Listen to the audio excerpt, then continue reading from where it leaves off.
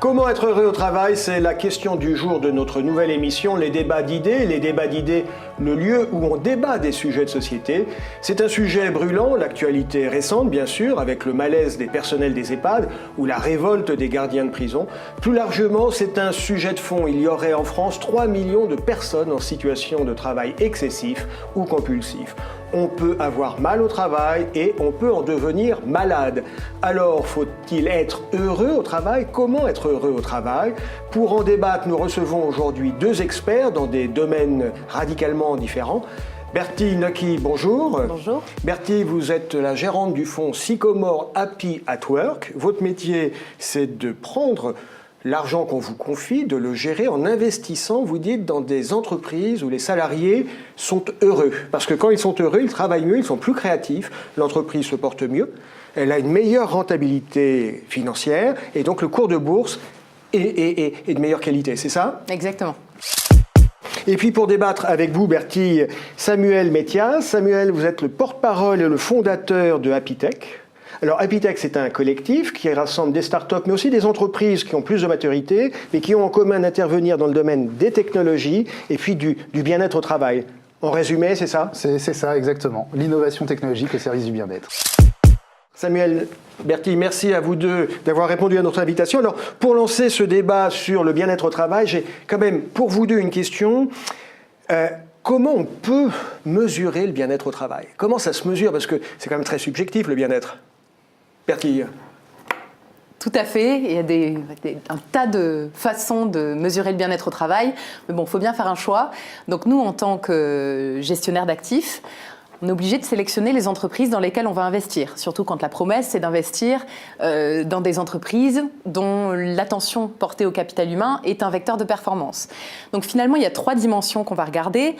La première, c'est véritablement d'identifier si le capital humain est un vecteur stratégique pour le management des entreprises dans lesquelles on cherche à investir. Le deuxième... Concrètement, ça veut dire quoi, un vecteur stratégique, le capital humain?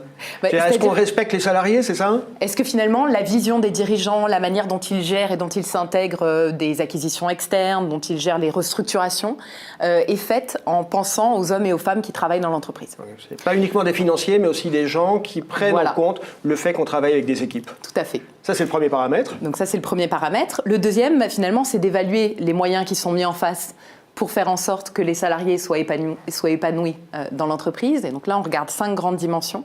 La première, c'est le sens. Finalement, est-ce que tous les salariés savent pourquoi ils vont travailler le matin? Quelle est la mission de l'entreprise? Quel est leur rôle à eux?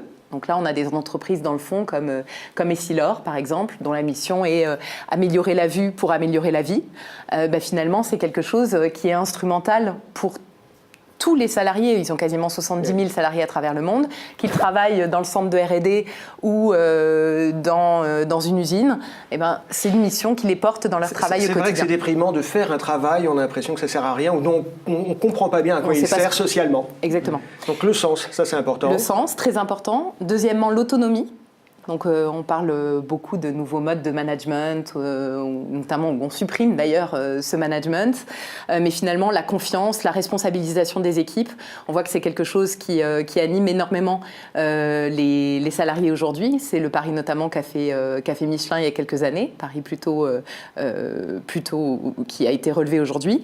La troisième dimension, c'est tout ce qui est compétences, développement des compétences. Donc là on a des entreprises dans le fond comme Brunello Cucinelli qui fait du prêt-à-porter, une entreprise italienne, qui a ouvert une école et une académie en Ombrie pour permettre de transmettre aux nouvelles générations des savoir-faire qui se perdaient. Donc Bertie, vous dites en tant que professionnel, en tant qu'investisseur, moi je suis capable d'avoir un point de vue tant sur la santé financière de l'entreprise que sur la qualité de l'environnement et le bien-être que les salariés ont. C'est ça? C'est ça.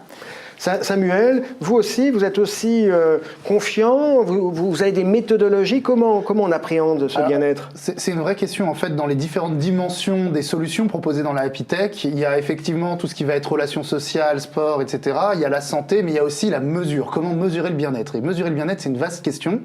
Et il y a effectivement des startups principalement qui proposent des solutions innovantes autour de ça. Mais pour être très honnête, c'est-à-dire que ce soit les Bloom at Work, les S Meetup ou ces startups-là, chacune a amène sa vision un petit peu de la mesure, de comment évaluer tout ça, avec chacun son chercheur, son scientifique, son... Ce que vous êtes en train de me dire, que c'est le bazar, quoi. C'est un peu divers, c'est pas forcément... je dis pas que c'est mal, mais c'est un peu divers et il n'y a pas de point de vue strictement scientifique sur le sujet. Du coup, nous, à la Pitech, on a monté un partenariat avec l'ESSEC Business School, l'école de commerce Paris, Singapour et Rabat, pour monter une chaire d'enseignement et de recherche à Pitech. Et parmi les missions de cette chaire d'enseignement et de recherche, il y a évidemment l'impact économique du bien-être, il y a évidemment tout ce qui va être l'évaluation du retour sur investissement, mais aussi comment on mesure concrètement le bien-être au sein des entreprises. Et dans ces missions-là, l'idée, c'est vraiment de faire des expérimentations avec les entreprises Apitech qui sont partenaires, avec l'ESSEC, pour avoir des publications scientifiques qui seront publiées, qui seront livrées au marché, de manière à ce que tout le monde puisse grandir là-dessus. Donc ça, c'est demain. Mais aujourd'hui déjà, on s'est quand même posé la question parce qu'on a nécessité, quand on est un collectif de start-up, à convaincre aussi les entreprises à apprendre les solutions. Un peu, ouais. Et nous, en particulier chez Commit, qui est la start-up que j'ai fondée au départ, on a fait une petite étude en disant il y a 3 dimensions concrètes sur lesquelles on peut évaluer assez rapidement un retour sur investissement quand on met en une démarche bien-être. Et elles sont directement liées en fait à la masse salariale. C'est l'absentéisme. Quand on est bien au travail, on est moins absent. C'est le turnover, parce qu'a priori, quand on est bien au travail, on a tendance à rester un peu plus longtemps chez son employeur. Bah oui. Et puis c'est la productivité, parce que la productivité, quand on regarde les chiffres, moi je trouve ça juste énorme à chaque fois. Moi je venais pas du monde du bien-être au départ, et quand j'ai vu le chiffre de 30% plus productif que j'ai vu dans un certain nombre d'études, je me suis dit mais c'est énorme, vous vous rendez compte, 30% plus productif, c'est un trimestre en plus pour l'entreprise. Moi je gère un PNL, j'adorerais avoir un trimestre de revenus en plus.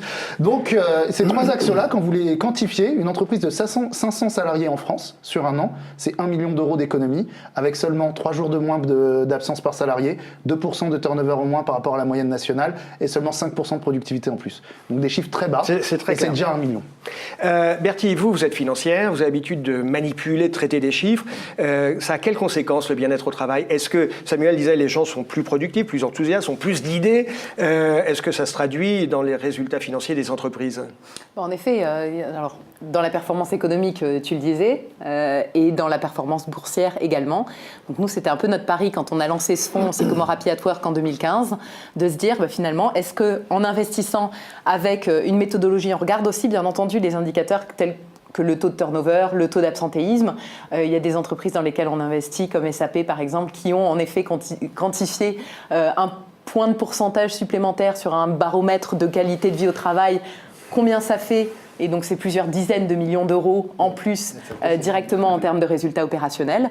Donc, tout ce qui est performance économique, on l'appréhende plutôt bien. Et en termes de performance boursière, il y a encore peu d'études qui ont été faites sur le sujet. Mais la performance de Sycomore Happy at Work depuis sa création est quasiment 20 points au-dessus de celle de son indice de référence. Donc, c'est rentable. Donc c'est rentable. Samuel, on a tendance à beaucoup parler d'intelligence artificielle, de tech, etc. Moi, j'ai l'impression que c'est parfois un peu un sujet à la mode, voire une coquetterie. Je ne vois pas concrètement la technologie, en quoi elle va aider le bien-être au travail. Est-ce que vous avez une illustration ou deux concrètes de comment ça va m'aider, moi, à être plus heureux avec mes collègues, d'avoir certaines technologies plutôt que d'autres? C'est une bonne question, et c'est une question que je me suis posée moi-même en faisant mon constat, en me disant comment je vais amener du bien-être. C'est-à-dire que moi j'ai pressenti, c'est-à-dire qu'au départ, c'est pas une conviction naturelle. Moi, au départ, j'ai pressenti ça quand j'ai voulu lancer ma start-up en me disant faut améliorer le bien-être. Moi, j'ai constaté entre... Donnez-nous un exemple concret. Un exemple concret. Pas les présupposés. Non, en fait, ce que je veux dire, c'est concrètement, j'ai lu une étude qui m'a marqué et qui, du coup, m'a fait montrer la chose. Mais un exemple concret. Concrètement, quand je décide de lancer ma start-up, avant ça, je fais un constat qui est très concret, qui est frappant. Je vois dans une mairie des agents qui sont venus, et souvent les agents, ils sont pas venus dans les collectivités territoriales pour être fonctionnaires et avoir un job sûr. Souvent, ils viennent parce qu'ils veulent servir l'intérêt général. Et ces gens-là qui arrivent dans une mairie, dans une collectivité territoriale et qui veulent servir l'intérêt général, et quand on les regarde, 2 ans après, 3 ans après, ils sont fanés, ils sont tristes, ils ont perdu l'enthousiasme, il y a une usure qui moi, m'a frappé. Et en même temps, je suis salarié à côté, puisque quand on est élu, on a très souvent un travail à côté, parce qu'on peut pas se contenter de l'indemnité d'élu. Moi, je travaille chez Microsoft à côté, et là, je vois une entreprise qui investit énormément dans le bien-être de ses salariés, avec de l'enthousiasme le matin, des gens qui viennent, qui ont de l'énergie, etc. Et ce que j'ai pressenti tout de suite, c'est entre une mairie où l'informatique c'est le 18e siècle et Microsoft, on cherche déjà à être dans le 22e, il y a 4 siècles d'écart. Donc je me suis dit, c'est obligé, il y a quelque chose ici au sein de la technologie qui favorise le bien-être. Et ça, c'était très concret. Un exemple concret. Et Parce que pour moi, j'ai bien compris le concept. J'ai bien compris que c'était plus smooth de travailler chez Microsoft que dans une mairie. Concrètement, c'est quoi les outils? Qu'est-ce qu'ils font? Concrètement, c'est des outils, pour comprendre, c'est qu'est-ce qui amène le bien-être. Avant de se dire quel outil et pourquoi les outils, c'est qu'est-ce qui amène. Les outils agissent sur des leviers. Un des leviers fondamentaux pour le bien-être, c'est la relation sociale entre les individus, par exemple. C'est assez facile à comprendre. Si vous entendez pas bien avec votre manager, pas bien avec les gens autour de vous, pas bien avec sur l'open space où vous êtes, vous pouvez avoir la cantine gratuite, le baby-foot dans la cafette et même des locaux magnifiques, vous n'allez pas aller au travail. La question est, c'est comment on crée du lien, justement, pour que les gens se connectent. 80% des gens vont vous répondre « Ma relation avec les individus est clé pour que je me sente bien, mais comment je fais ?» Et là, la technologie va aider, parce qu'elle va pouvoir créer des occasions. Elle va pouvoir vous organiser des activités un peu surprises pour que vous fassiez des choses avec les gens. Je crois que vous nous parliez, quand on préparait cette émission, d'une application qui, au sein de l'entreprise, permettait de partager des informations professionnelles, mais aussi des informations sur les centres d'intérêt personnel. C'est exactement ça. Un tel qui est amateur de football, tel autre qui est amateur de plongée sous-marine, tel autre qui aime la littérature. Et en définitive, on perçoit les gens plus uniquement comme un collègue, un supérieur ou un exécutant, mais il y a une dimension humaine qui apparaît. C'est plus que ça, c'est remettre l'humain en avant. C'est-à-dire, c'est exactement ce que vous dites. À un moment, pour faire une activité, pour remettre du lien humain, on va plus se concentrer sur dans quelle entreprise vous êtes, ou quelle communauté, ou dans quelle division, ou quel poste vous avez. On va dire qu'est-ce que vous aimez en tant qu'être humain, et on va vous mélanger.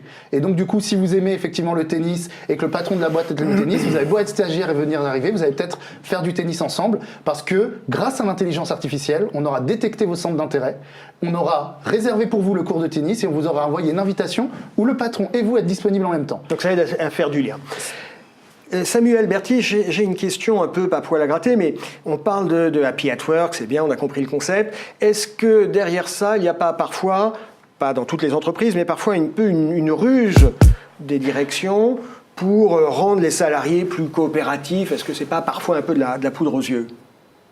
Alors, je ne l'aurais pas formulé comme ça, une ruse de la direction. Mais ce que j'ai envie de dire là-dessus, c'est que finalement, ce qu'on recherche, la finalité, c'est de prendre plaisir à aller au travail, de prendre plaisir à travailler, d'être bien en effet avec ses collègues. D'ailleurs, l'aspect relationnel, c'est le 4e pilier de notre méthodologie, donc en effet extrêmement important.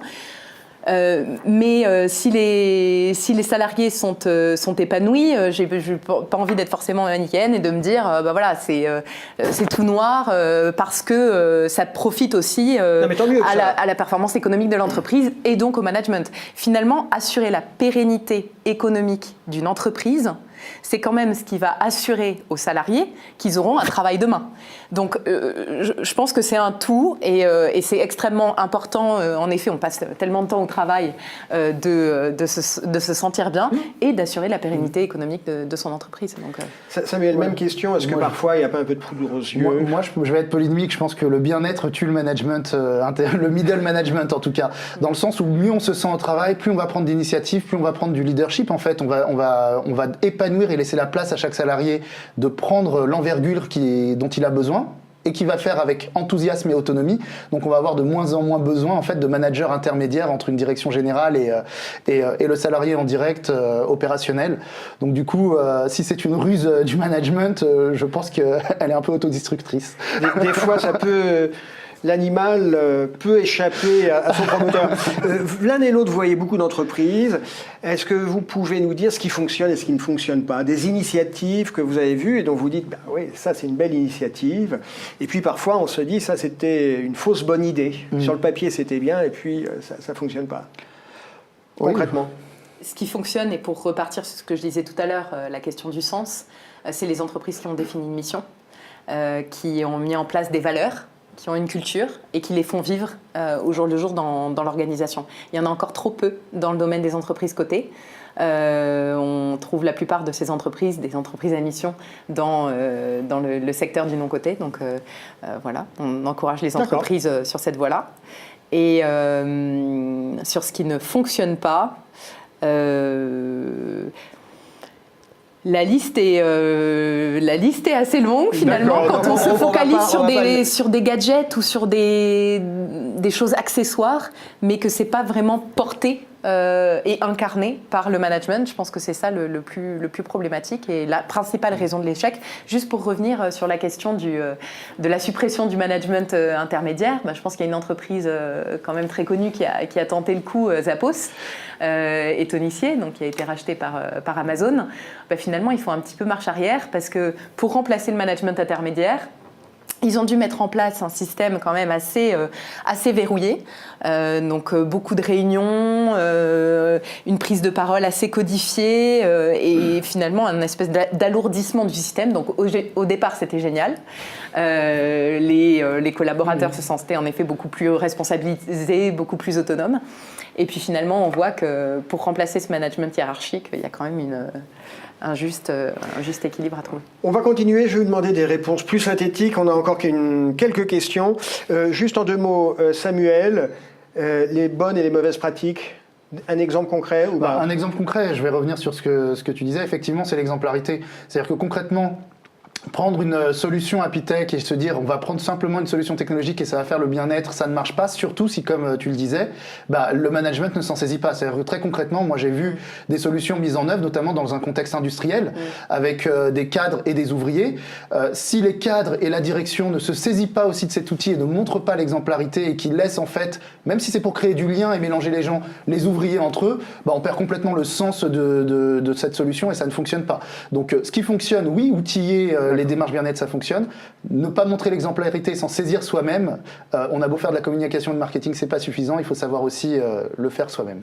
Est-ce que les pouvoirs publics se sont saisis de ce chantier ? Vous avez le sentiment que les pouvoirs publics se penchent sur ces questions de bien-être au travail ou vous avez l'impression d'être des défricheurs encore pour le moment ? Voilà, oui et non.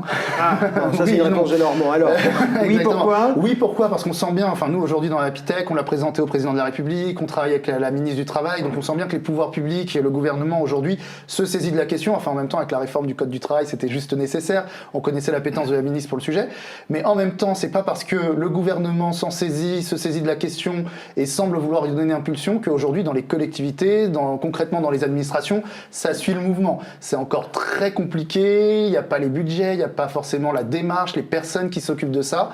Et donc, il y a une prise de conscience, sans doute. Il n'y a pas encore une concrétisation. Dernière question, Happiness Manager, est-ce que c'est un nouveau métier en vogue ?